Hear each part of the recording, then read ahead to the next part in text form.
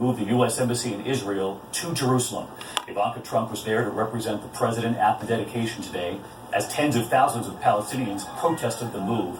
Palestinian authorities reporting tonight that more than 50 people have been killed in clashes, some 2,700 injured. Previous presidents have called Jerusalem Israel's capital, but did not move the embassy amid concerns it would hurt attempts to achieve Mideast peace. Tonight, the clashes already, and ABC's chief foreign correspondent Terry Moran with the pictures from Jerusalem. It was Ivanka Trump who did the honors in Jerusalem today. The curtain came down, formally opening the embassy, and the first daughter took the mic. We welcome you officially and for the first time to the Embassy of the United States here in Jerusalem, the capital of Israel. Thank you. At that same moment on the Gaza border, an awful scene unfolded. Tens of thousands of Palestinians, some waving their flags, the flags of a people without a country, a human tide of protest against the U.S. Embassy opening. Jerusalem, claimed by both Palestinians and Israelis as their capital, one of the most emotional issues in the long conflict. Israeli security forces first fired tear gas into the crowd and dropped it from drones. Then they opened fire.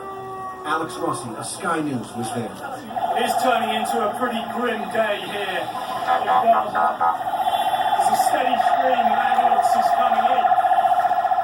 Most of the people being brought in have gunshot wounds to their lower limbs. Some protesters praying amid the chaos, a striking scene. Others threw stones, used slingshots. At least 55 protesters were killed, according to Palestinian health authorities, and more than 2,700 injured. The shrouded dead lined hospital hallways, their grieving loved ones inconsolable.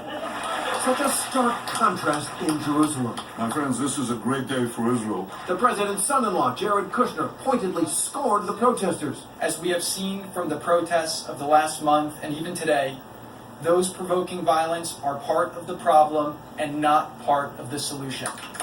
Here there was music and prayers led by Pastor Robert Jeffress of Dallas, who has preached that Jews are destined for hell, along with Mormons, Hindus, and Muslims.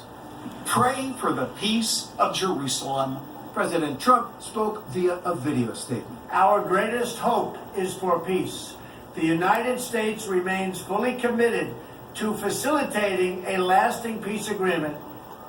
Terry Moran with us live tonight from Jerusalem. And Terry, you heard the president just say there he's fully committed to the peace process. But how will this move of the embassy affect that?